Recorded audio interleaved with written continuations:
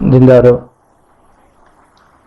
سب سے پہلے ہمارے آقا نامدار امام زمان نور خدا بن برحق نور مولانا شاہ کریم الحسینی حاضر امام کے مبارک نام پر صلوات پڑھیے۔ اللہم صلی علی محمد و آل محمد۔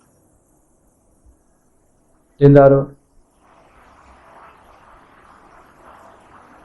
ہمارے طریقے میں ہم جو بھی مذہبی اعمال انجام دیتے ہیں وہ ہماری اس زندگی کے بارے میں اور دوسری زندگی کے بارے میں جو ہمارے نظریات ہیں، جو ہمارے عقائد ہیں، ان کی نشاندہی کرتے ہیں، ان کی نمائندگی کرتے ہیں۔ ہماری مذہبی رسومات میں سے روحانی مجلس ایک ایسا طریقہ اور ایک ایسی رسم ہے جس کے ذریعے سے ہم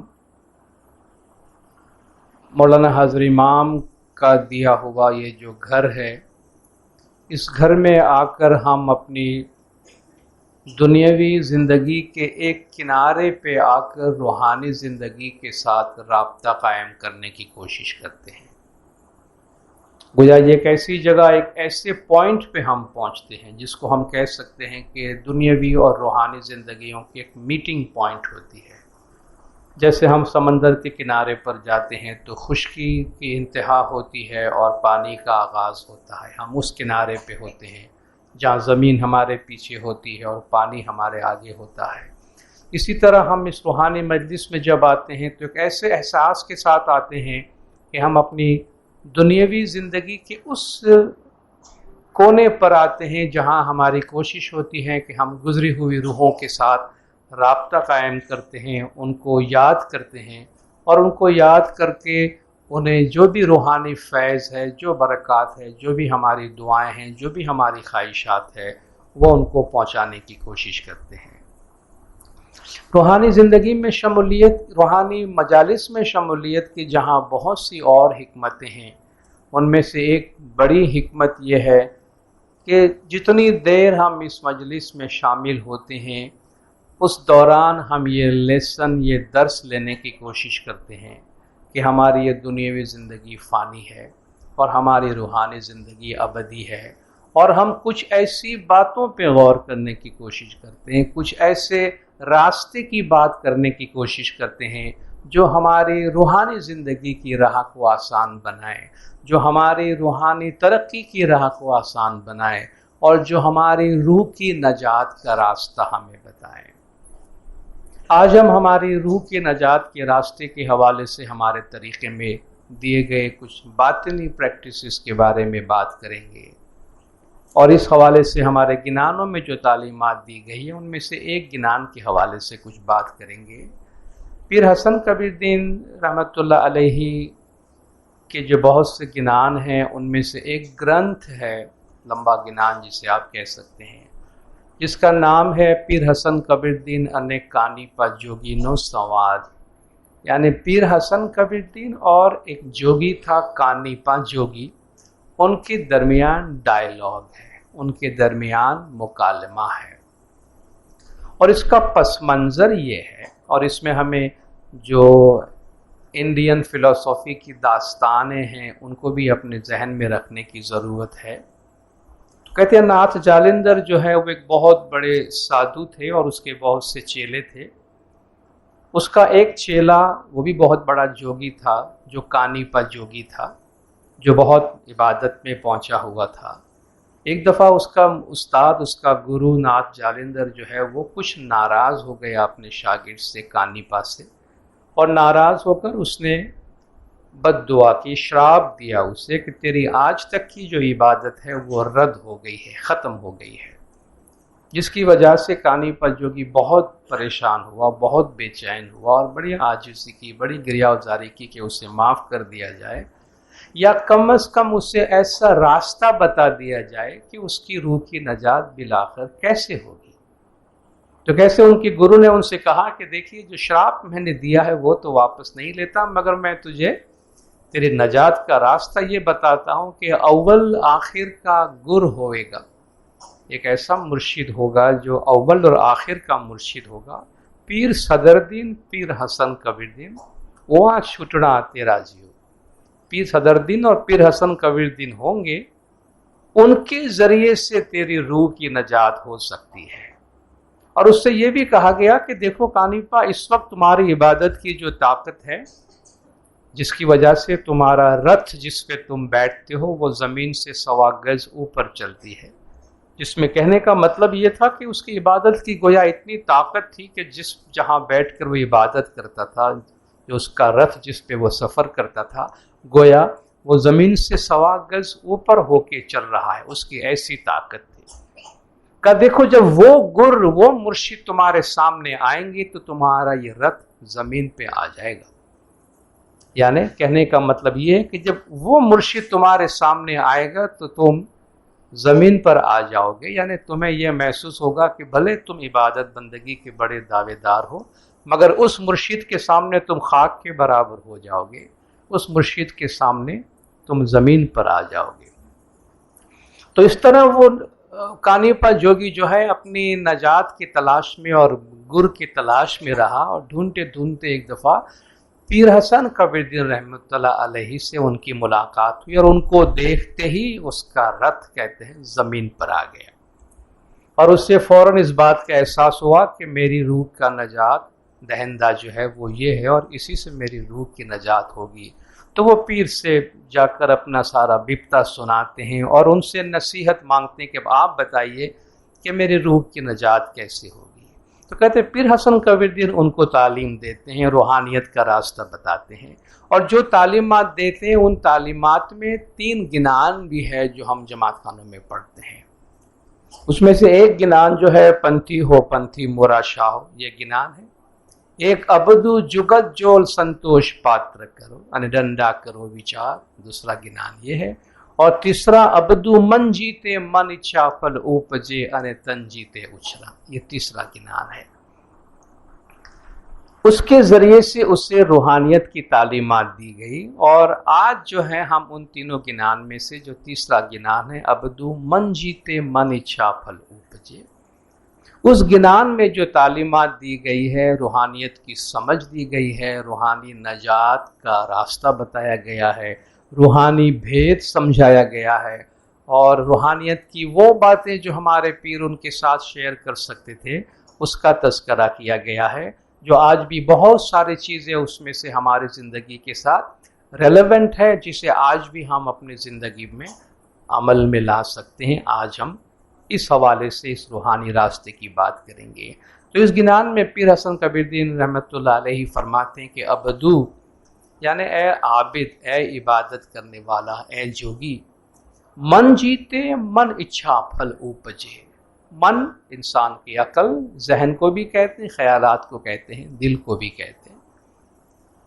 من جیتے من اچھا پھل اوپجے، اگر تم اپنے خیالات پہ قابو پا سکتے ہو تو پھر تمہاری جو دلی خواہشات ہیں وہ تمام خواہشات پوری ہو سکتی ہے۔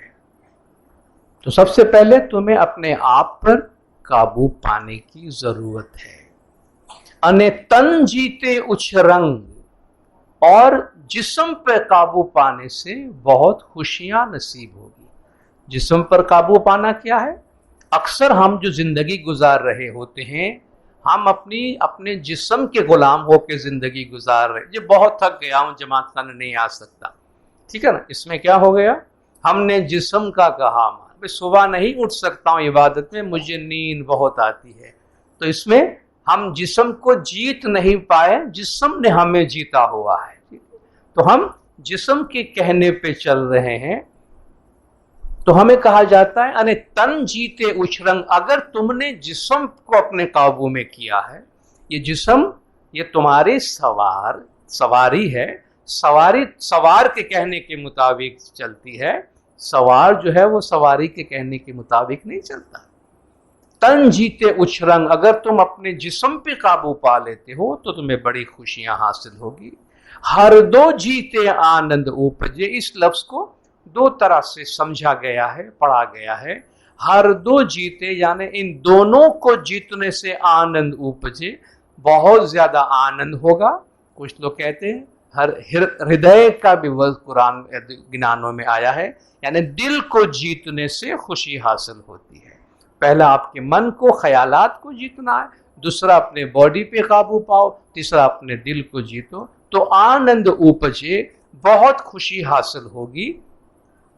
اس بد جوگ پچند، اس طرح عبادت جو ہے، جوگ یعنی یوگ جو عبادت کا طریقہ ہے وہ پکتا ہے.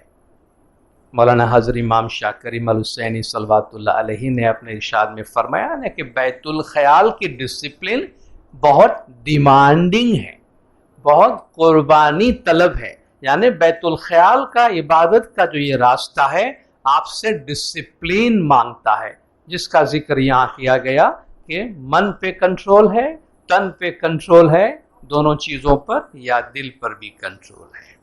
اس کے بعد آگے فرماتے ہیں کہ ابدو کام کرودھ جب جیتے جوگی، ست پویتر تب ہوئے. کام ہمارے وجود میں جو حیوانی خواہشات ہیں،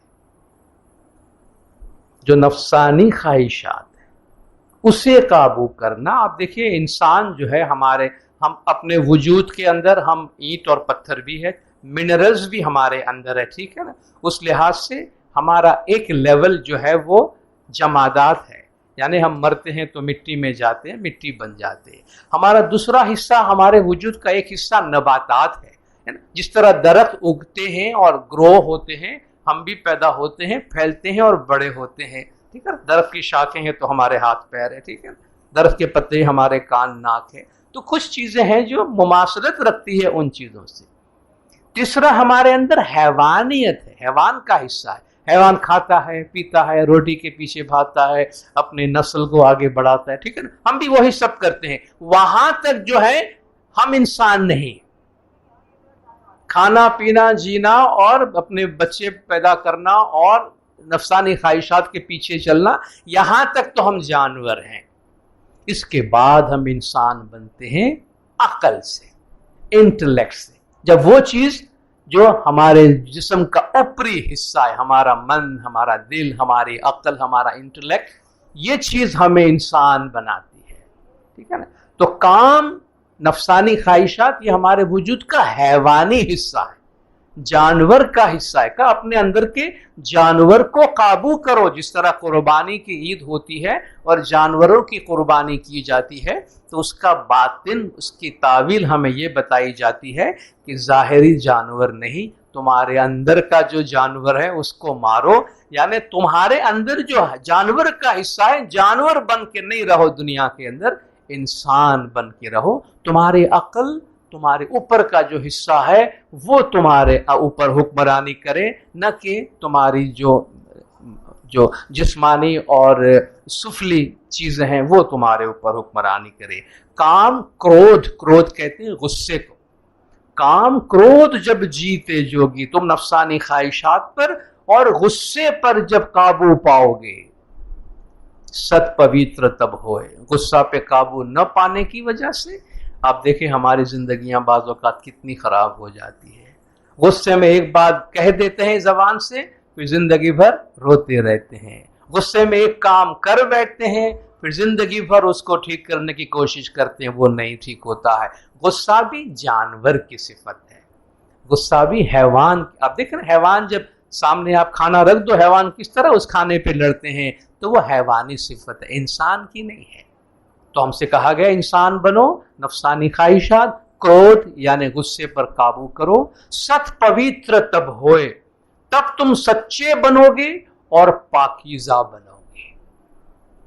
تب تم صحیح معنی میں سچا اور پاکیزہ بنو گے.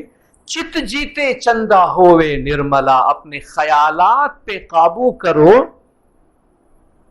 تو تمہارے خیالات، تمہارا میڈیٹیشن، تمہارا دھیان، جو روشنی تم دیکھنا چاہتے ہو وہ چاند کی طرح روشن ہو جائے گا. تمہارے چت، تمہارے خیالات پہ قابو پانا ضروری ہے. نرمل سادھو سوہی، ایسا کرنے والا جو ہے وہی پاک و پاکیزہ اور صاف سادھو ہے. تو سادھو کو سمجھایا جا رہا ہے یہ تم جو حلیہ بنایا ہوا ہے نا، جگت جول संतोष पात्र करो, डंडा करो विचार, खमिया दया की दोय मुद्रा पहनो, ज्ञान कर जो आहार, गुर मेरा ज्ञान वैराग की इंद्री, संगम करो भभूता, साच धर्म सच करी ध्याओ, तो जोगी है अबदूता।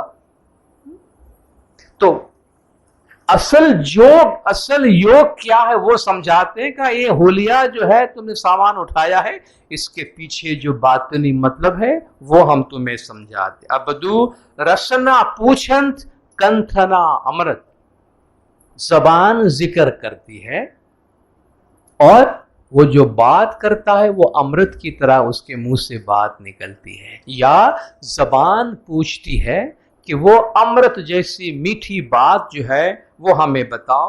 अने ज्ञान पुरुष को बीनम, वो जो इल्म का शहनशाह है, वो जो इल्म का बादशाह है, वो जो इल्म का मालिक है, उसका वो दर्शन करता है, वो उसको देखता है। आकाश राजा देहन सिंहासन, ये जो आसमानी बादशाह है, जो रूहानी बादशाह है, ये जिस्म उसका तख्त बन जाता है। मौला ने फरमाया कि इंसानी जिस्म ऐसी जगह है जो खुदावन ताला की इबादत गाह है, क्योंकि इसमें खुदा का नूर रहता है। और मौला भी फरमाते हैं हम चाहते हैं आप ऐसे बन के चले दुनिया में कि जैसे आपके अंदर इमाम का नूर है, आपके अंदर मौला अली का नूर है। तो हमारे दिल पर उस आकाश राजा के बैठने की जगह है। आकाश राजा देहन सिंहासन, उस आसमानी बादशाह का हमारा ये जिस्म तख्त बन जाता है। अबदू तो आद पुरुष को बीनम, तो वो जो अजली बादशाह है उस बादशाह का वो दीदार करता है, उस अजली बादशाह को वो देखता है। जिस्म के बारे में आगे फरमाते हैं कि अबदू काया कामनी मंछा देवी अने चैतन पुरुष स्थानम, काया कामिनी है, यानी ये जो तुम्हारा जिस्म है ये ख्वाहिशात के पीछे भागता है, लिज्जतों के पीछे भागता। आप देखिए जिस्म को अगर आप आजाद छोड़ दें तो वो एक मस्त घोड़े की तरह आपको उठाकर कहीं कुएं में जाके फेंकेगा। जिस्म ख्वाहिशात से भरपूर है, लिज्जत मांगता है, खाना पीना मांगता है, आराम मांगता है, अय्याशी मांगता है, इसलिए उसे काबू में रखो। काया कामनी मंशा देवी, यानी ये जो तुम्हारा जिस्म है ख्वाहिशात की देवी है, जिसके अंदर चैतन पुरुष स्थानम, इसमें वो नूरानी हस्ती जो है उसकी जगह मौजूद है। वो नूर का मालिक नूरानी हस्ती इस वजूद के अंदर रहती है। क्रोध अहंकार कटक का राजा, तिसका सुरत निरत प्रधानम, इसके अंदर क्रोध भी है, अहंकार भी है, इसमें गुस्सा है, इसमें घमंड है। और ये गुस्सा और घमंड जो है वो सारे जितनी बुरी फौजी हमारे वजूद के अंदर है ना, उसका राजा है। हमारे अंदर अच्छाई की खूबियां भी है ना, सत सबूरी खमिया ईमान जिक्र है ना, 5 तत्वों में सरदार से भाई तेनू खमिया नाम, सत सबूरी खमिया ईमान जिक्र में कहते हैं जो सरदार है वो हलीमी है, अफ वो दरगुजर है। और जो बुराइयां है काम क्रोध लोभ मोह अहंकार, कहते उसका जो लीडर है वो अहंकार है। मैं, मेरे जैसा कोई नहीं, सबसे बड़ा मैं ये करके दिखाऊंगा, मेरे साथ उसने ये किया। ये जो मैं पना है ये सारी बुराई की फौज का लीडर है। इसलिए कहते हैं झुक के रहो, आजिज बन, बोला बी हम्बल। रसूल खुदा को भी अल्लाह फरमाता है आजिज बन के रहो। आप आजिज बन के हलीमी से रहे, इसलिए आपको इतनी कामयाबी हासिल हुई। व इबादुर रहमान अल्लज़ीना यमशुना अलल अर्द हौनन, अल्लाह के रहमान के बंदे जमीन पे आजिज बन के चलते हैं, आहिस्ता से चलते हैं। व इज़ा खातबहुमुल जाहिलून कालू सलामा, अगर कोई जाहिल उनके सामने आ जाता है कहते हुए तुम पर सलामती हो, मैं तुम्हारे साथ मगजमारी नहीं करना चाहता, उससे किनारा कश होके निकल जाते हैं। तो कहते हैं आजिज होके रहो, क्योंकि अहंकार क्रोध और अहंकार जो है वो उस फौज का राजा है, किसका सुरत निरत प्रधानम, मगर उस राजे का जो प्रधान है وہ اس کے خیالات، اس کا دھیان ہے. دھیان اور لگن جو ہے وہ اس کے وزراء ہیں، اس کے وزور ہے. ابدو نام پاتال سر اوپر نرملا. یہ جو نام لیتے ہیں، گنانوں میں ہمیں جو عبادت بندگی کا طریقہ بتایا گیا ہے کہ ہمارا جو ذکر ہے، ہم جب بیٹھتے ہیں بندگی میں تو نابھی سے جب اٹھے ونکناڑ رستہ لے، تریوینی کے تیر پر 10 مائیں ٹھور رہے. کہ ہمارے وجود کے جب ہمارے جو بیٹھنے کی جگہ ہے، ہمارے ناف کے نیچے سے یہ اسم جب چلنا شروع ہوتا ہے تو ونکناڑ کا رستہ لے کر وہ جو 10واں دوار ہے ہمارے پیشانی میں، ہمارے سر پہ، وہاں پہنچتا ہے. کہتے ہیں نام پاتال. وہ جو نام ہے وہ گویا زمین کے اندر ہے، نیچے ہے. سر اوپر نرملا. جب وہ سر کے اوپر آتا ہے، وجود میں سب سے ٹاپ پر آتا ہے، تو وہاں چمتکار ہے، وہاں خوشی ہے، وہاں پاکیزگی ہے. کرم پرش سنگھاسن اے. اس مالک کے بیٹھنے کی اور اعمال والے مالک کے تخت کی جگہ جو ہے نا وہ ادھر ہے، 10ویں دوار میں. پاتال سے یہ نام شروع ہوتا ہے اور اس طرح آکاش پہ، ہمارے وجود کے آسمان پہ، ہمارے وجود کے آکاش میں پہنچتا ہے. جو جوگ جگت دوئے بسنت سائیاں تو کرنا کرنی کرتب سارم. کہ وہ مالک جو یوگ اور جگت دونوں کا مالک ہے، وہ اس وجود میں بستا ہے. اس کا ہر کام اچھا اور کرامت والا ہوتا ہے. یعنی جو نام میں رہتا ہے، ذکر میں رہتا ہے، ایسے یوگی کا ہر کام جو ہے وہ اچھا ہوتا ہے. ابدو آشا مارو چنتا جارو انہو خودی کرو رسوئی. خواہشات، بہت زیادہ خواہشات کو قابو میں کرو. مولا فرماتے ہیں آپ بندگی میں بیٹھیں تو آپ کو بہت زیادہ ایمبیشیس، بہت زیادہ خواہش مند ہو کے نہ بیٹھے. امید کے ساتھ ضرور بیٹھے، مگر حلیمی کے ساتھ، سبمیشن کے ساتھ. اپنے آپ کو اس کے چرنوں میں ڈال دے، بجائے کہ ہم کوئی تجارت کی خیال اپنے ذہن میں لا کر بیٹھے. آشا مارو، ہر قسم کی امید کو چھوڑو. آش تو ایک الگ نہیں کیجیے، اسے ایک مالک کی آش کرو. چنتا جارو، اور خیالات کو جلا ڈالو، یعنی خیالات کو ختم کر دو تاکہ تم یکسو ہو سکو. اور ہم میں سب کا پرابلم تقریباً یہ ہے عبادت کرنے والے کہ خیالات پہ قابو نہیں پا سکتے ہیں، خیالات دور نہیں کر سکتے. دیکھیے یہ جو نام ہے، جو مولا نے ہمیں اسم دیا ہے، یا جس نام کا ہم ذکر کرتے ہیں تسبیح میں سے بھی، اس نام میں یہ خوبی موجود ہے کہ اگر ہم اس پہ دھیان لگانے کی کوشش کرتے ہیں تو وہ خیالات کو خود بخود دور کر دیتا ہے اور وہ اپنے آپ کو پھیلاتا جاتا ہے، اپنے آپ کو پھیلاتا جاتا ہے. دنیاوی سادہ سی مثال لیں، ہم دنیاوی زندگی میں بھی جس چیز پر کانسنٹریٹ کرتے ہیں وہ پھیل جاتی ہے، جس چیز سے دھیان اٹھا لیتے ہیں وہ سکڑ جاتی ہے. اگر آپ کے سر میں تھوڑا سا درد ہے اور آپ کا سارا دھیان اس سر درد کے اوپر ہے تو ایسا لگے گا آپ کو جیسے کہ سارے دنیا کا سر درد ہے، دنیا میں سوائے درد سر کے سوا اور کچھ بھی نہیں ہے. ٹھیک ہے، کیونکہ ہم نے کانسنٹریٹ کیا ہے. اگر ایک بڑا اچھا سفید کپڑا کوئی آدمی پہنا ہے اور اس پہ کہیں ایک سیاہی کا دھبا پڑا ہوا ہے اور آپ اس سیاہی کے دھبے پہ کانسنٹریٹ کریں تو ایسا لگے گا یہ آدمی کالا کپڑا پہنا ہوا ہے. ٹھیک ہے، کہ ہمیں اس سیاہی کے سوا کچھ نہیں دکھائی دے گا. بہت دفعہ ہم آدمی کی برائیوں پہ نظر ڈالتے ہیں. ٹھیک، ہم میں سے شاید ہماری ایک عادت ہے کہ ہم نیگیٹو یا بری چیز کو پہلے دیکھتے ہیں، اچھائی کو نہیں دیکھتے ہیں. کوئی بڑا اچھا انسان کی ایک دو برائی کو ہم اتنا اجاگر کرتے ہیں، اس پہ اتنا دھیان لگاتے ہیں کہ وہ آدمی سوائے برائی کے ہمیں نظر نہیں آتا. یہ بالکل سادہ سی بات، جس پہ ہم کانسنٹریٹ کرتے ہیں وہ پھیل جاتا ہے. جس سے آپ وڈرا ہوتے ہیں، آپ جس چیز کو دھیان میں نہیں لاتے. میں 2 کلر کا ساکس اگر جماعت خانے پہن کر آیا ہوں، اگر میں نے کیئر نہیں کیا، فکر نہیں کی، تو کسی کو پتا نہیں چلے گا کہ میں نے 2 کلر کے ساکس پہنے.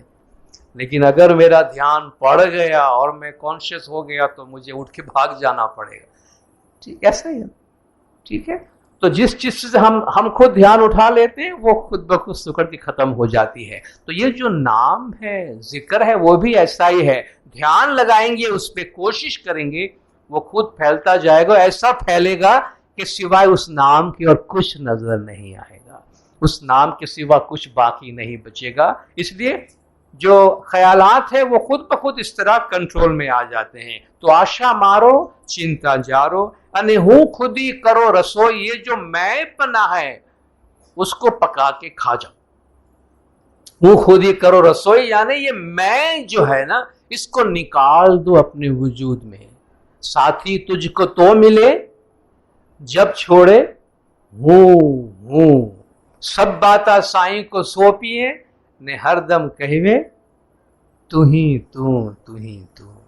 یہ ہوں کو چھوڑو، تو ہی تو بن جاؤ. پھر دیکھیں زندگی میں کتنی تبدیلی آتی ہے. ہوں کرنے والا کبھی دنیا میں خوش نہیں ہوتا. تو کرنے والے کو کوئی فکر نہیں ہوتی کہ دنیا میں کیا ہوتا ہے. ہوں خودی کرو رسوئی، آسن جیتو نندرا جیتو.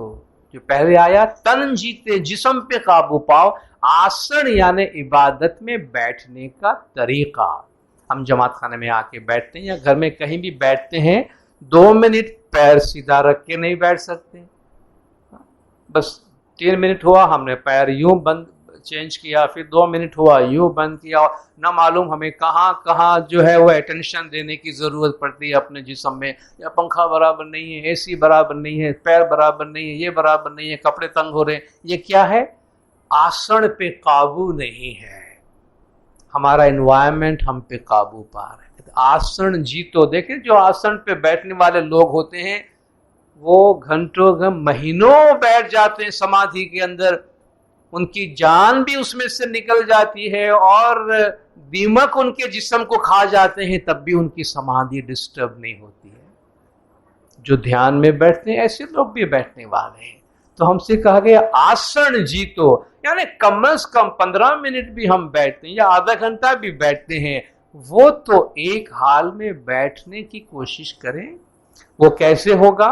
تھوڑی تھوڑی پریکٹس سے. کبھی ہم نے 5 منٹ بیٹھے، پھر 1 منٹ اضافہ کیا، 3-4 دن پھر 1 منٹ اضافہ کیا. گریجولی اس طرح ہم آسن پہ کنٹرول کر سکتے ہیں. آسن جیتو نندرا جیتو. بیٹھنے پہ قابو پاؤ، نیند پہ قابو پاؤ. اس وقت نیند ہم پہ قابو پائے ہوئی ہے. کنان میں پیر نے فرمایا نیند بیچاری کیا کرے جو بندہ ہوئے ہوشیار. اگر بندہ ہوشیار ہے تو نیند کیا کر سکتی ہے؟ نیند بھی آخر ہمارے جسم کی ریکوائرمنٹ. آپ کو ایسے مومنین ملیں گے وہ 12 بجے سو رہے ہیں یا 1 بجے سو رہے ہیں یا 2 بجے سو رہے ہیں یا نہیں سو رہے ہیں، کچھ فرق نہیں پڑتا. ان کی عبادت کے ٹائم پہ وہ حاضر ہے. دیکھیں ہماری باڈی کلاک ہوتی ہے، ایک باڈی کلاک ہے. آپ کے رات کو سونے کا اور صبح اٹھنے کا ایک باڈی کلاک ہوتا ہے. اتنا بچتا ہے تو نیند آنے لگتی ہے، اتنا بچتا ہے تو ہم خود اٹھتے ہیں. تو ہماری باڈی کی بھی ایک گھڑی ہے. اس گھڑی کو ہم اپنے حساب سے ٹائم پر رکھ سکتے ہیں. جس طرح ہم گھڑی کی الارم رکھتے ہیں، ہماری ہیبٹ، ہماری سوچ، ہماری ڈسپلن ہماری گھڑی کی کلاک کو سیٹ کرتی ہے، ہمارے باڈی کی گھڑی کو سیٹ کرتی ہے.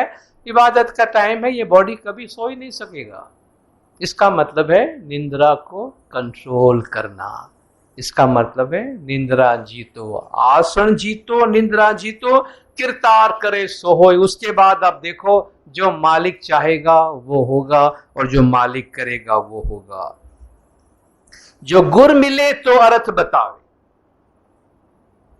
مرشد ملے تو تمہیں بھید بتائے گا، راستہ بتائے گا. ایک بات بہت بنیادی ہمارے گنانوں میں بتائی گئی ہے کہ روحانیت کا راستہ مرشد کے بغیر طے نہیں ہوتا. روحانیت کا راستہ گرو کے بغیر طے نہیں ہوتا. اور ہمارے طریقے میں حاضر امام بھی فرماتے ہیں کہ آپ کی spiritual search for spiritual enlightenment as guided by the امام آف دا ٹائم. زمانے کے امام آپ کی رہنمائی کرے، اس رہنمائی میں اپنی ذاتی روحانیت کا راستہ ڈھونڈنا. تو ہمارا گر زمانے کے امام ہمارے ساتھ ہے، وہ ہمیں راستہ بتاتے ہیں اور اسی طریقے سے ہم عبادت میں آگے جانے کی کوشش کرتے ہیں. جو گر ملے تو ارتھ بتاوے، اگر مرشد ملے تو تمہیں مقصد بتائے گا، تو تمہیں میننگ بتائے گا. انے مٹے چنت کا سینسا, اور جو خیالات میں جتنے بھی ڈاؤٹ ہے بھئی یہ ایسا کیوں ہے, یہ ایسا کیوں ہے, یہ فلان یہ کیوں کرتا ہے, وہ کیوں کرتا ہے, یہ سارے ڈاؤٹس ختم ہو جائیں گے. امام نے فرمایا بیت الخیال کی عبادت میں آپ پابند رہیں گے تو آپ مذہب کو سمجھنے میں کبھی ناکام نہیں ہوں گے, اور کبھی مذہب کے بارے میں سوالات آپ کے ذہن میں پیدا نہیں ہوں گے, کیونکہ آپ پریکٹیکل میدان میں ہوں گے. یہ وہ روشنی ہے جو ہمارے تمام ڈاؤٹس, جتنے بھی ہمارے ذہن کے خیالات میں شکوک و شبہات ہیں, وہ ختم کر دیتے ہیں. مٹے چنت کا سیسا, جل بنا کمل نہ پھولے تاکو مورک جانے ہنسا. پانی کے بغیر کنول کا پھول پیدا نہیں ہوتا, کنول کا پھول بنتا ہے مگر پانی میں. اسی طرح مرشد کے بغیر مرید کچھ نہیں کر سکتا ہے. مرید کو اگر پھولنا پھلنا ہے تو جس طرح کنول کے پھول کو پانی چاہیے, اس طرح مرید کو مرشد کی ضرورت ہے. تاکو مورخ جانے ہنسا, اگر جو نادان آدمی ہے تو وہ ان باتوں کو نہیں سمجھتا اور یہ باتیں ہنسی میں اڑا دیتا ہے. گر ملے تو پرچھے سادھو, اگر مرشد ملے آپ کو تو پھر سادھو کو وہ چیزیں سمجھاتا ہے جو سادھو کے سمجھ میں آتی ہے. گر بنا باٹ نہ پاوے, مرشد کے بغیر راستہ نہیں ملے گا. ماشاءاللہ ہم خوش قسمت ہے کہ زمانے کے امام کی رہنمائی میں صراط مستقیم پہ چل رہے ہیں. دنیاوی زندگی میں بھی اور روحانی زندگی میں بھی مرشد کا راستہ ہمارے ساتھ ہے. گنان منڈل ماں جل بل دیو ڈیسے, گنان کی محفل میں یعنی علم کی محفل کے اندر دیے روشن ہوتے ہیں, علم کے دیے روشن ہوتے ہیں. سو گر بنا ہاتھ نہ آوے, لیکن اگر تمہارے پاس گرو نہیں ہے, تمہارے پاس مرشد نہیں ہے, تو یہ جو گنان منڈل کے دیے ہیں, یہ دیا تمہارے ہاتھ میں نہیں آتا, یہ روشنی تمہارے ہاتھ میں نہیں آئے گی. پھر ایک بڑی خوبصورت تشبیہ دے کر ہمیں فرماتے ہیں کہ تمہیں کیوں مرشد کی ضرورت ہے, تمہیں کیوں گرو کی ضرورت ہے. ابدو رہن اندھیری ساتھی ویری انے اوگٹ گاٹ گدھارا. سوچو تو صحیح, رات اندھیری ہے, اندھیری رات میں تم کہیں جا رہے ہو, ساتھی ویری, تمہارے کمپینینز جو تمہارے ساتھ میں ہے, جس کو تم نے اپنے سفر میں ساتھی بنایا ہے, وہ تمہارا دشمن ہے. انے اوگٹ گاٹ گدھارا, اور راستہ جس میں تم جانے والے ہو وہ گزرگاہ بھی بہت مشکل ہے. مرشد کے بغیر تو راستہ اندھیرا ہے, اور شیطان ہمیشہ ہمارے ساتھ لگا ہوا ہے, وہ تو ہمارا کمپینین ہے. جب تک اس کو ہم کلمہ نہیں پڑھائیں گے تب تک وہ دشمنی کرتا رہے گا ہمارا. تو تمہارا دشمن تمہارے ساتھ ہے, راستہ اندھیرا ہے, راستہ دشوار ہے. بن اگوے کیوں مارگ پاوے, تاکہ چنتا کرو سویرا.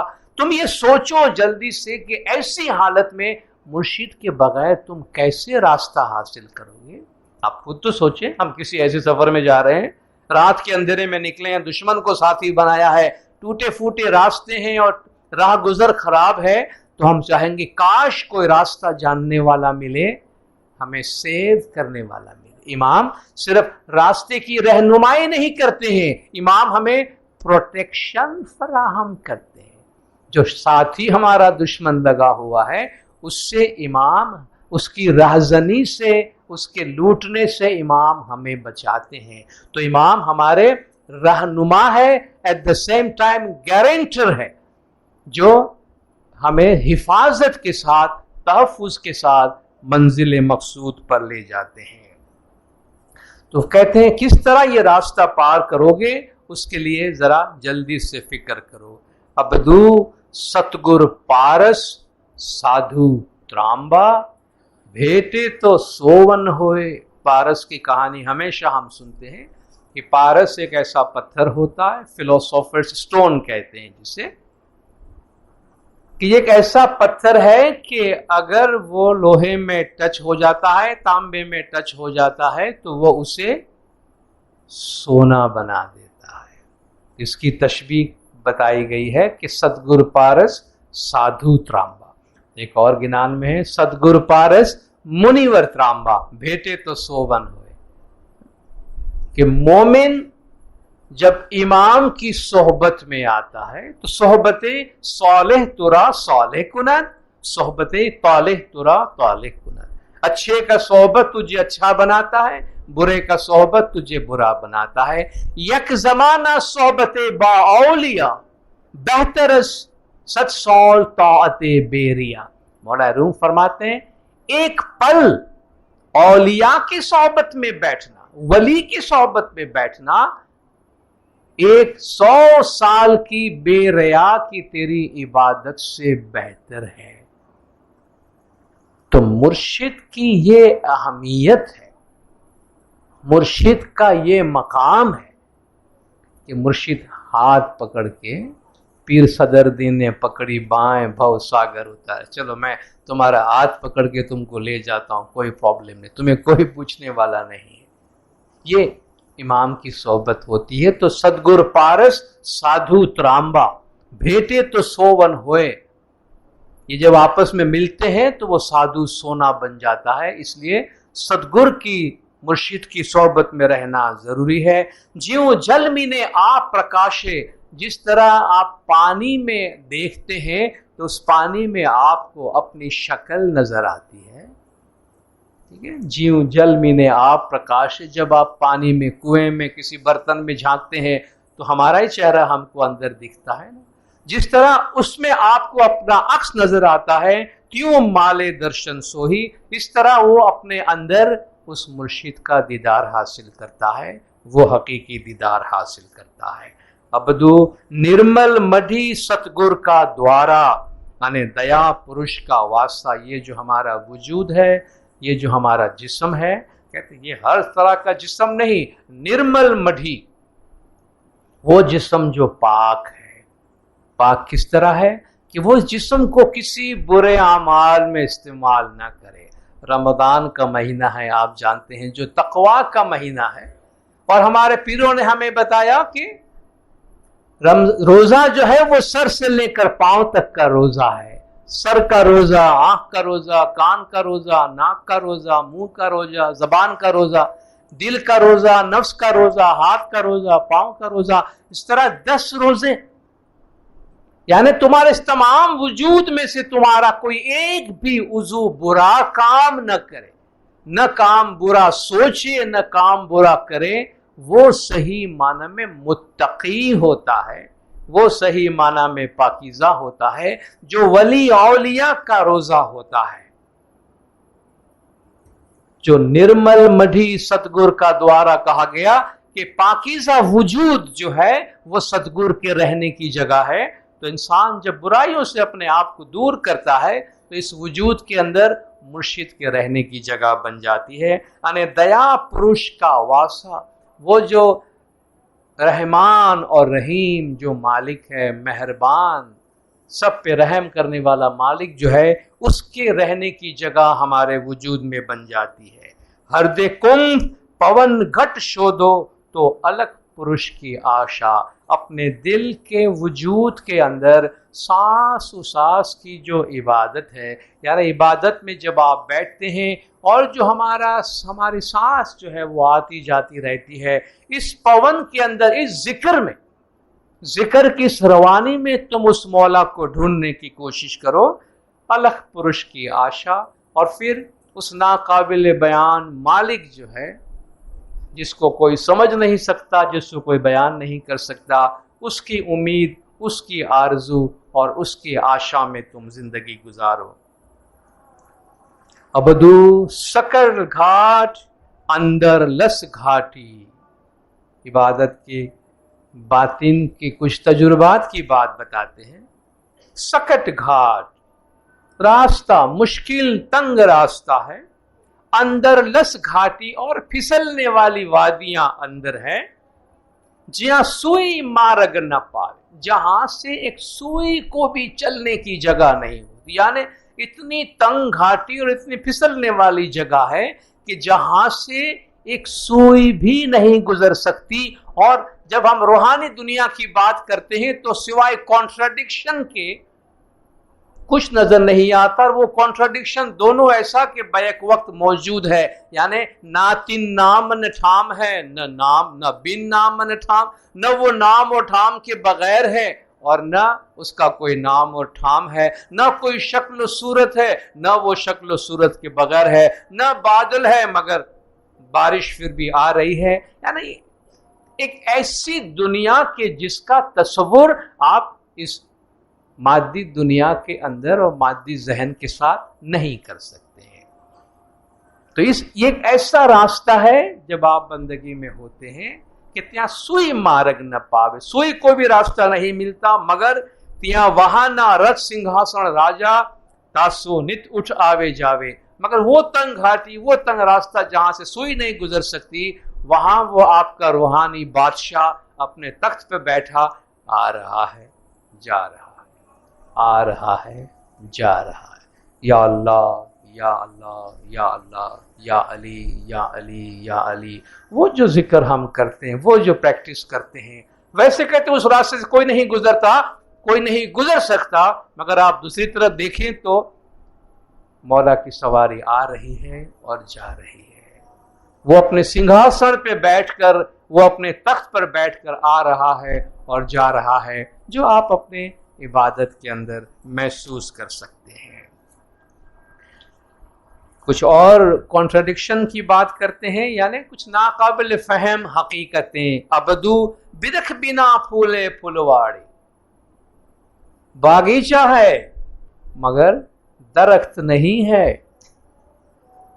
ابدو برکھ بنا پھولے پھلواڑی، وہاں بہت خوبصورت باغیچہ ہے مگر وہاں کوئی درخت نہیں ہے، درخت کے بغیر باغیچہ ہے۔ انے بن مکھ ناد بجاوے، میوزک بج رہا ہے مگر کوئی منہ نہیں ہے، کوئی زبان نہیں ہے، کوئی ساز نہیں ہے، کچھ بھی نہیں ہے۔ کچھ احساس اس دنیا کے جس سے اس دنیا کی مثالوں سے سمجھانے کی کوشش کی جا رہی ہے، مگر مجبور کہ یہ دنیا کی زبانیں اس روحانی چیزوں کو بیان نہیں کر سکتی ہے۔ باجا کا ذکر کریں گے تو منہ تو آئے گا اس میں، بھئی باغیچے کی بات کریں گے تو درخت تو آئے گا، لیکن درخت تو وہاں ہے ہی نہیں، میوزک تو ہے، ساز کوئی ہے ہی نہیں۔ تو یہ جس طرح ابھی ہم نے بات کی کہ ہم روحانی اور جسمانی دنیا کے ایک ایسے ملاپ پہ آتے ہیں جہاں جسم کی بہت سی باتیں پیچھے چھوڑ کر صرف روحانی دنیا میں آگے جانے کی ہم کوشش کرتے ہیں، مگر جسمانی لینگویج کا جو لگیج ہمارے ساتھ ہے اس سے ہم آزاد نہیں ہو سکتے، کیونکہ ہم اس زبان کے بغیر کوئی اور زبان سمجھتے نہیں ہیں، تو پھر اسی زبان میں بات کرنے کی ضرورت پڑتی ہے۔ بن رسنا گن گاوے نر کا، امام کی تعریف ہو رہی ہے، مولا کی تعریف ہو رہی ہے مگر زبان نہیں ہے۔ بن رسنا، زبان کے بغیر اس کا ذکر ہو رہا ہے، زبان کے بغیر اس کی تعریف ہو رہی ہے۔ سو بن پگ آوے جاوے، ابھی میں آپ سے کہوں کہ آ رہا ہے اور جا رہا ہے تو آپ کے ذہن میں پاؤں کا خیال تو ضرور آئے کہ یہ جا رہا ہے، آ رہا ہے تو پیر سے جاتا ہوگا۔ بن پگ آوے جاوے، آ رہا ہے جا رہا ہے مگر پیر نہیں ہے، پیر کے بغیر آ رہا ہے، میوزک کے بغیر، سازوں کے بغیر میوزک سنائی دے رہی ہے۔ ابدو ہر دے بیٹھ چے تن بندگی، اپنے دل کے اندر، اپنے روح کے وجود میں اس اعلیٰ ہستی کی عبادت کرو، بندگی کرو تو راول ہے مت والا، اس طرح وہ عبادت کرنے والا، وہ جوگی مست ہو جاتا ہے، اس طرح وہ جوگی متوالا بن جاتا ہے۔ انگلا پنگلا سکھ منا داسی، ستگر کی ایسی بالی، گنا میں بہت جگہ آپ سنتے نا، چاندو سورج دوئی رو کی راکھو، دوسرے ابدو کے گنان کے اندر ہے نا، یہ جو ہمارے دو نوسٹرل ہے، ہمارے ناک سے جو ہوا جاتی ہے اور آتی ہے، آپ کسی وقت بھی تھوڑا سا چیک کر کے دیکھ لیجئے گا، شاید کبھی آپ کے دونوں ناک سے، دونوں جو نوسٹرل ہے وہ بیک وقت نہیں چل رہی ہوتی ہے۔ آپ ابھی بھی ٹرائی کیجیے، آپ کا ایک بلاک ہوگا، ایک چل رہا ہوگا، کبھی ایک چل رہا ہے دوسری بند ہوتی یا ہاف بند ہوتی ہے، ٹرائی کیجیے گا، اور دونوں ایک ساتھ نہیں چلتی۔ ایک چاند ہے، ایک سورج ہمارے گنان میں کہا گیا، اس کا ایک انگلا ہے ایک پنگلا، چاند اور سورج بھی اسی کو کہتے ہیں کہ ایک کی تاثیر اس میں گرم ہوتی ہے سورج کی طرح، ایک کی تاثیر ٹھنڈی ہوتی ہے چاند کی طرح، اس لیے اسے چند و سورج بھی کہتے ہیں، انگلا پنگلا بھی اسی کو کہتے ہیں۔ اور جب یہ دونوں ساتھ چلتے ہیں تو وہ سشمنا بن جاتی ہے، وہ سکھمنا بن جاتی ہے، جو بہت ہی روحانیت کے ایڈوانس لیول پہ یہ پاسبل ہوتا ہے۔ انگلا پنگلا سکھمنا داسی، یہ جو آپ کے وینس ہیں کہ جس سے ہماری سانس اوپر جاتی ہے اور آتی ہے، صدگور کی ایسی بالی، یہ جو ہے وہ ہمارے یہ مرشد کی داسیاں ہے، یہ مرشد کی یہ عابد ہے، ان کے غلام ہے جو تمہارے غلام بن جائیں گے، تمہاری داسیاں بن جائیں گی اور یہ تمہارے کام کرنے لگیں گی۔ ابدو ہیر پرچھے تیوں تن کو شودھو، اگر کبھی ریشم کے دھاگے الجھ جاتے ہیں تو سلجھانے میں کتنی تکلیف ہوتی ہے، کس طرح آپ ریشم کے دھاگے کو بناتے ہیں، کس طرح ریشم کو سلجھاتے ہیں۔ ہیر پرچھے تیوں تن کو شودھو، جس طرح ریشم کو سلجھایا جاتا ہے اس طرح اپنے وجود میں اس کو تلاش کرو، سب کچھ ادھر ہے مگر اس کو اس طرح دیکھو، اس طرح اس میں تلاش کرنے کی کوشش کرو، انے کہیاں گرو کا کیجیے، مرشد کی تعلیمات پہ عمل کرو۔ امام جو راستہ بتاتے ہیں اس راستے پر عمل کرو، امام جو طریقہ بتاتے ہیں اس طریقے پہ عمل کرو۔ میگھا بیبا مارگ جووے تیوں ہنسا گون کریجے، جس طرح بارش کے موسم میں بیبا یعنی وہ سیپ، وہ مچھلیاں جو بارش کے قطرے لے کر اپنے اندر موتی پیدا کرتی ہے، جس طرح وہ بارش کا انتظار کرتی ہے، اس طرح تم اپنے روح کے لیے تیاری کرو، اس طرح تم اپنے روح کو عبادت کے واسطے ریڈی کرو۔ ابدو ہنس پرش جب سنمکھ آوے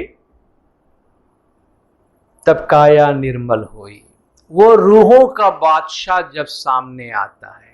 مولانا نے ہمیں اپنے فرمان میں فرمایا ہے اور مولانا نے ہدایت بھی ہمیں دی ہے۔ بعض لوگ پوچھتے بندگی میں ہم بیٹھے ہیں تو ہمارے سامنے چہرہ کیا ہونا چاہیے، ہم مولا کے دربار کی تصویر رکھتے ہیں، مولا کا امیجنیشن رکھتے ہیں۔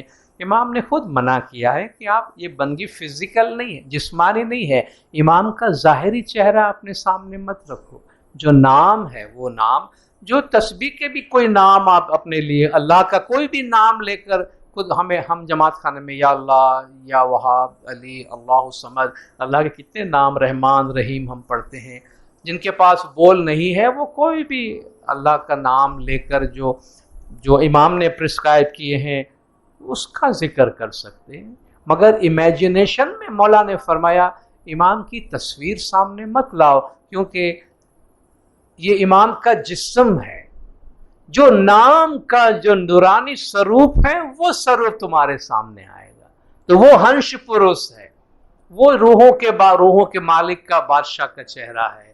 تو ہنس پرش جب سنمکھ آوے تب کایا نرمل ہوئی، وہ نورانیت جب سامنے آتی ہے تب تمہارا وجود پاک اور صاف ہوتا ہے۔ کرو دھیان بے انگ بھبوتا، بھبوت کہتے ہیں، آپ نے پتہ نہیں ہمارے پاکستان میں تو جوگیاں اتنے ہمیں نظر نہیں آتے، انڈیا میں آپ کو یوگیاں بہت نظر آتے ہوں گے، اور آپ نے ٹیلی ویژن میں ڈرامہ میں جوگیوں کو دیکھتے ہوں گے، اور مختلف قسم کے یوگیز ہوتے ہیں، آپ دیکھتے ہیں اس میں بہت سے ایسے ہوتے ہیں جن کے پورے جسم پہ راکھ ملا ہوتا ہے، کپڑا نہیں ہوتا جسم پہ کوئی، یا بہت تھوڑا سا لباس ہوتا ہے اور پورے جسم پہ راکھ ملتے ہیں، وہ اس کو کہتے ہیں بھبوت۔ تو یہ بھبوت، یہ جو خاک ہے اس کے لیے کہتے ہیں کہ کرو دھیان بے انگ بھبوتا، ایک دھیان ہو جاؤ اور جسم کے بغیر بھبوت لگاؤ۔ وہی بات آئی پھر، بھبوت لگائے تو راکھ کہاں لگائے کہ جسم نہیں ہوگا وہاں۔ کرو دھیان بے انگ بھبوتا، ایک دھیان سے بیٹھو اور جسم کے بغیر بھبوت لگاؤ تو ستگر پاوے سوئی، تو وہ مالک جس کی تم عبادت کر رہے ہو وہ تمہارے سامنے آئے گا۔ یعنی جسم سے بالا تر ہو کے سوچو، روحانیت اور نورانیت کو سامنے رکھ کے سوچو۔ ابدو ناد بند دوئے بچم گر کے، ذکر اور لگن یہ دونوں گر کی خوراک ہیں، ان چنت ست دوئے ساتھی، اور فکر، خیالات اور سچائی یہ دونوں مرشد کے ساتھی ہیں۔ نوسا پرچو کھیل گروس، گرو کے نئے نئے معجزات دیکھو یا گر کی تعلیمات کی روشنی میں اس نورانی بادشاہ کو دیکھو۔ گیان دھیان دوئے ہاتھی، گیان اور دھیان، نالج، علم اور میڈیٹیشن، دھیان، یہ دو مرشد کے ہاتھ ہے جن کے ذریعے سے کام ہوتا ہے۔ ابدو جاگے سو جو رس میں پاکے، ان سویا تنے رس کھویا۔ جو رس میں پکا ہوا ہوتا ہے وہ جاگتے۔ آپ قرآن شریف بھی پڑھیں، قرآن شریف کی شروعات کی، یا ایھا المزمل قم اللیل الا قلیلا نصفہ او انقص منہ قلیلا او زد علیہ ورتل القرآن ترتیلا۔ اے چادر لپیٹ کے سونے والے، حضور کو اللہ نے فرمایا اٹھ، آدھی رات کو اٹھ، آدھی رات سے کچھ پہلے یا کچھ بعد، اور قرآن کو ترتیل کے ساتھ پڑھ۔ ان ناشیت اللیل ہی اشد وطئا واقوم قیلا، رات کا اٹھنا نفس پہ بڑا بھاری گزرتا ہے، اور تمہاری باتیں، تمہاری زبان بہت اچھی چلنے والی ہے۔ حضور کو اللہ فرماتا ہے محمد، اللہ جانتا ہے، ان ربک یعلم انک تقوم ادنی من ثلثی اللیل وطائفۃ من الذین معک، اللہ جانتا ہے کہ تو رات کو اٹھتا ہے، آدھی رات کو اٹھتا ہے، اور تیرے کچھ ساتھی بھی ہے جو تیرے ساتھ اٹھتے ہیں۔ دیکھیے پوری امت آدھی رات کو نہیں اٹھتی تھی، سب کو معلوم بھی نہیں تھا۔ اللہ فرماتا یہ سیکرٹ ہے، اللہ جانتا ہے، تو اٹھتا ہے، تیرے کچھ ساتھی اس وقت جو خاص عبادت کرنے والے حضور کے ساتھ جو لوگ تھے، اللہ فرماتا یہ آدھی رات کو اٹھنے والے تم لوگ ہو۔ تو اللہ قرآن میں آدھی رات کو اٹھ کر ذکر کرنے، قیامت کے دن لوگوں کو جنت میں لے جایا جا رہا ہے، پوچھ رہے ہیں بھائی یہ کون لوگ ہیں جنت میں جا رہے ہیں؟ کہا بھائی یہ وہ لوگ ہیں جو رات کو جاگا کرتے تھے، کبھی سوتے نہیں تھے، رات کو یہ جاگتے تھے عبادت کے لیے۔ خالی جاگنا رات کا کوئی خوبی نہیں ہے، رات کو جاگنا عبادت کے لیے وہ خوبی ہے۔ تتجافی جنوبہم عن المضاجع، ان کے پیٹھ، ان کے پہلو بستروں سے بیگانہ رہتے تھے، یعنی ان کی پیٹھ جو ہے ان کو پتا نہیں ہوتا تھا کہ بستر کیا چیز ہے۔ اللہ فرماتا یہ وہ لوگ زمین سے آئے ہیں جن کے پہلوؤں کو، جن کے پیٹھوں کو یہ نہیں معلوم بچھانا کیا ہوتا ہے، یعنی یہ رات کو جاگتے تھے عبادت بندگی کے اندر۔ یہ قدرت کا دیا ہوا ٹائم ہے، آدھی رات کی عبادت، صبح سویرے کی عبادت، کھٹ گھڑی پاچلی رہنی رہے تیارے تمہیں جاگو مومن بھائی، جاگی جاگی اپنا لکھنے ارادو، جس کو نور ویڑا کہا گیا ہے۔ یہ نور کا ٹائم ہے، آج بھی یہی نور کا ٹائم ہے، امام نے آج بھی وہی نور کا ٹائم رکھا ہے۔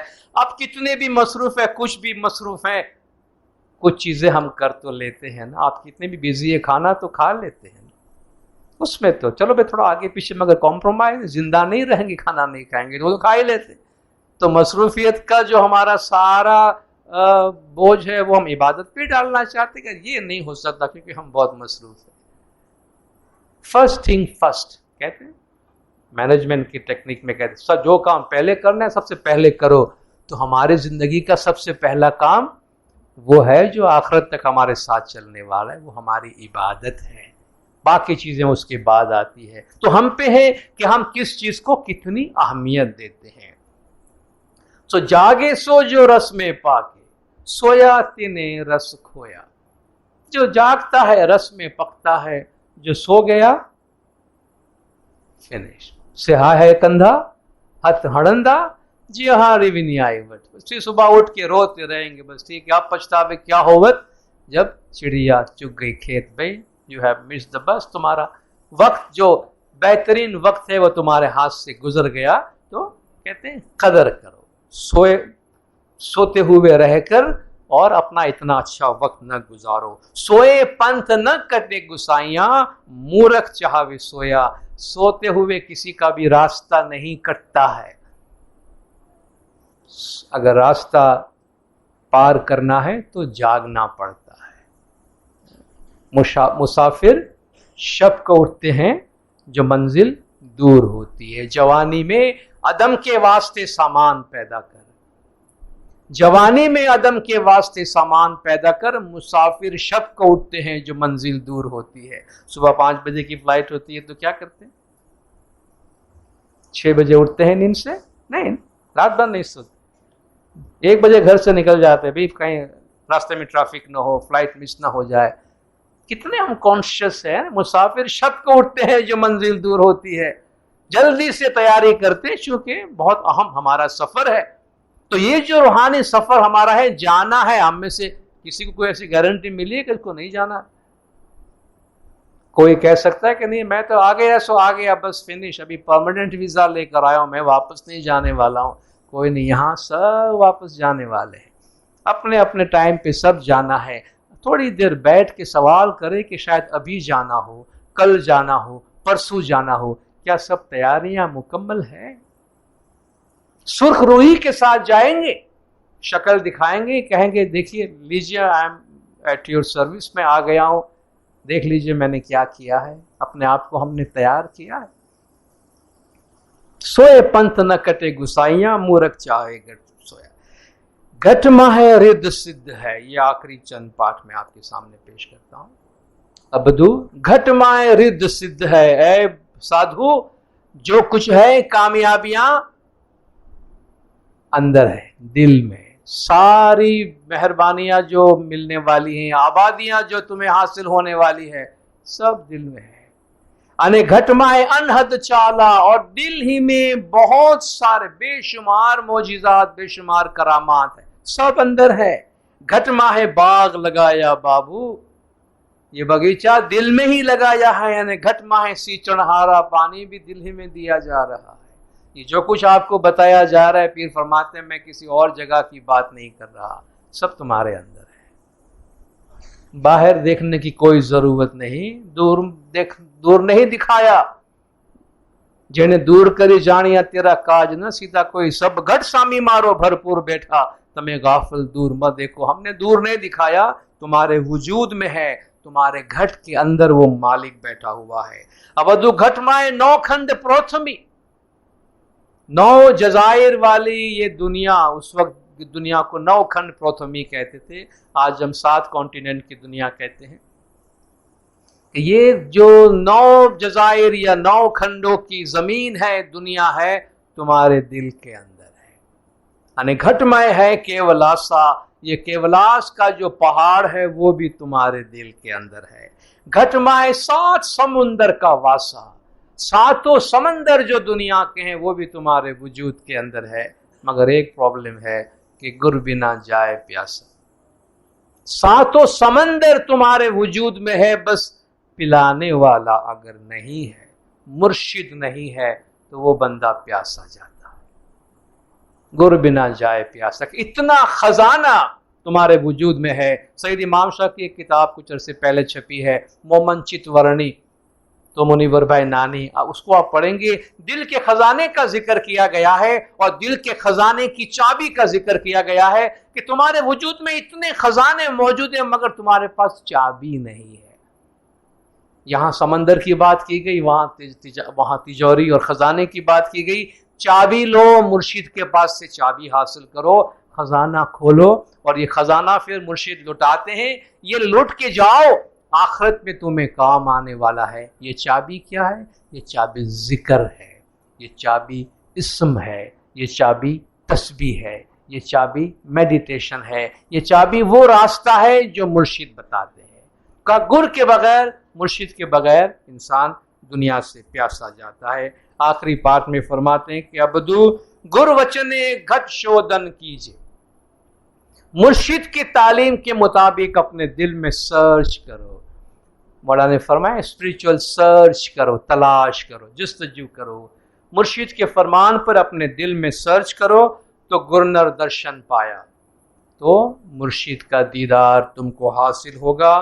کہے پیر حسن کبیر دین سنو گتیوں لوکا، تینے آوا گون چھڑایا۔ اے جماعت تو سنو، پیر حسن کبیر دین فرماتے ہیں اس نے تمہارے آنے جانے کا چکر ختم کر دیا ہے، اس نے تمہارے آواگمن کا چکر ختم کر دیا ہے۔ یعنی اگر عبادت کے ذریعے سے تم اپنی روح کو ترقی دیتے ہو، اپنی روح کو آگے بڑھاتے ہو، تو یہ نجات کا راستہ ہے، اور پھر پیچھے مڑ کے نہیں دیکھنا ہے، پھر آگے ہی آگے جانا ہے، اور پھر ایٹرنیٹی جو مولا فرماتے ہیں کہ اس زندگی کے بعد ایک ابدی زندگی ہماری روح کے لیے ہے، وہ ابدی زندگی ہم کو حاصل ہوتی ہے۔ تو آج ہم نے ہمارے پیر کے کلام کی روشنی میں روحانیت کی یہ باتیں سنی، جس میں ہمارے لیے بہت سارے نصیحتیں ہیں۔ روحانی مجلس میں سب سے بڑی نصیحت ہمارے واسطے یہ ہے کہ ہم یہ بھول نہ جائیں کہ ہماری اصل روح ہے۔ دنیا ٹیمپرری ہے، کتنی بھی بڑی دنیا اپنی بنائیں گے، چھوڑ کے جانا ہے۔ جو چیز ہمارے ساتھ چلنے والی ہے وہ ہماری روح ہے۔ تو روح کی زندگی، روح کی آبادی، روح کی خوراک، عبادت بندگی کو کبھی فراموش نہ کریں، اس کو اپنے پرائرٹی میں رکھیں۔ خدا بن نور مولانا شاہ کریم الحسینی حاضر امام ہم سب کو عبادت بندگی روحانیت میں بھرپور رکھے، مولا گنج جماعت کے تمام گناہ معاف کرے، سب کی نیک امیدیں پوری کرے، آخری دم تک ایمان سلامت رکھے، سکھی سلامت اور آباد رکھے، دیدار نصیب کرے۔ صلوات پڑھے دیندار، اللہم صلی علی محمد و آل محمد۔